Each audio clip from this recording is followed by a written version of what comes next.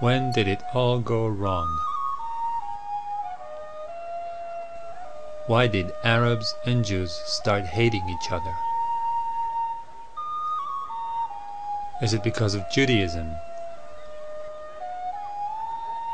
Is it because of Islam?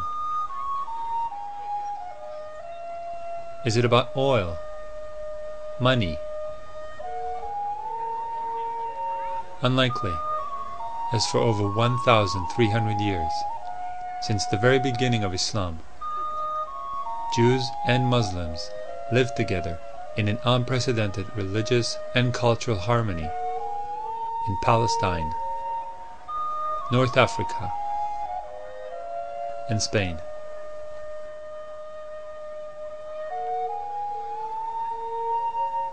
It all seemed to be going just fine till the 20th century.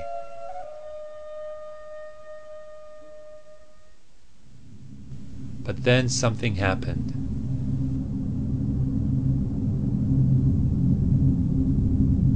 And ever since, Jews and Arabs had been at each other's throats.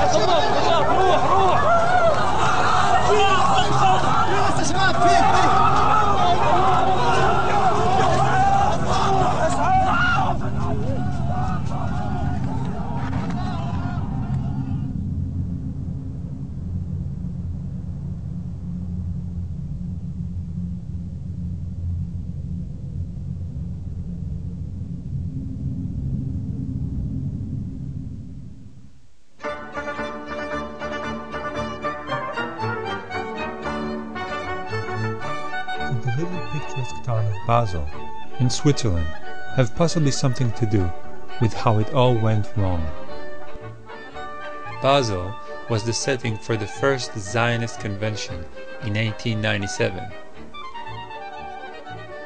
Zionism was a national Jewish revival movement that sought to unite all Jews in a national homeland. They just weren't sure where that homeland was.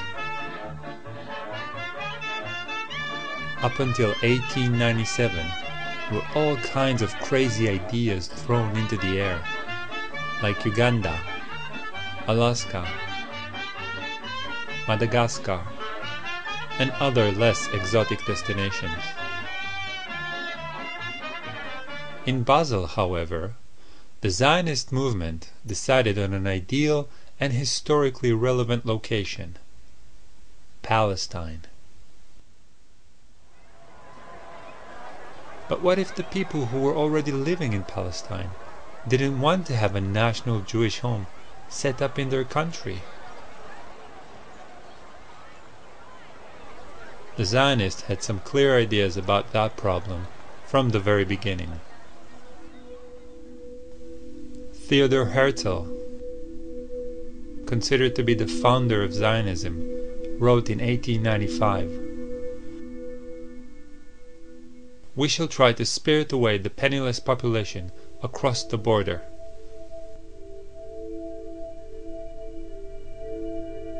Leo Motzkin, one of Zionism's most liberal thinkers, wrote, "The colonization of Palestine has to go in two directions: Jewish settlements in Eretz Israel, and the resettlement of Arabs in areas outside the country." Chaim Weizmann, the head of the World Zionist Congress and future president of Israel, proclaimed the Palestinians to be the rocks of Judea, obstacles that need to be cleared on a difficult path. Amazing how little have changed in Judea since then. The Jewish people came into this country, said this is our country, and they didn't say it's our country, but we recognize that there's another people living here. Let's see what we can work out.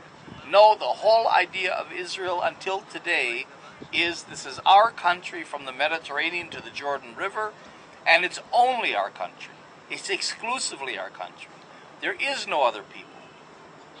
There's a bunch of Arabs living here, that we know. But there's no people, there's no other people with a claim to the country, with a legitimate right to the country. This is our country exclusively, and therefore either you shut up if you're a Palestinian and you live in one of the little islands we'll give you by sufferance, not by right, or get out. But back to the story. At the end of the 19th century, there were hardly any Jews living in Palestine. So the Zionists started campaigning all over the world for Jews to immigrate to Palestine. In Zionist vocabulary, this is called Aliyah, which means to ascend to a higher place. I'm not kidding. Most Jews thought the idea sounded like a pitch for a horror movie and decided to immigrate to the US instead. But some Jews bought the whole ascending thing and actually came to Palestine.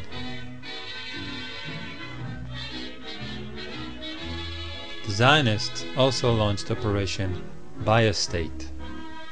They went and bought all the land they could from Palestinian absentee landlords. Once the land was theirs, they threw out all the Palestinians that were living on it. The Zionists called this process Judifying the land and land redemption. Terms that, surprise, surprise, are still being used in current Israel regarding government policies.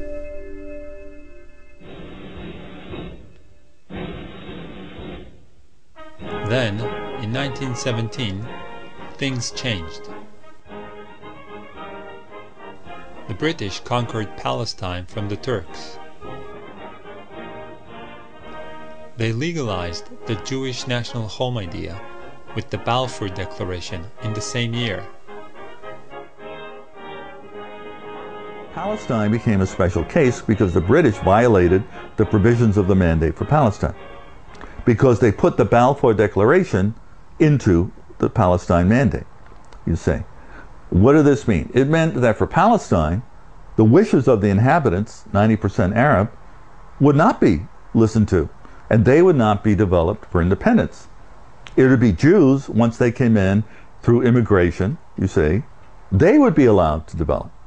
And so it's really with the Palestinian Mandate and the violation of the mandatory provisions to give the Zionists the right to create a majority of Jews to create a Palestinian state, that the real Palestinian Zionist conflict begins, with very few illusions on both sides.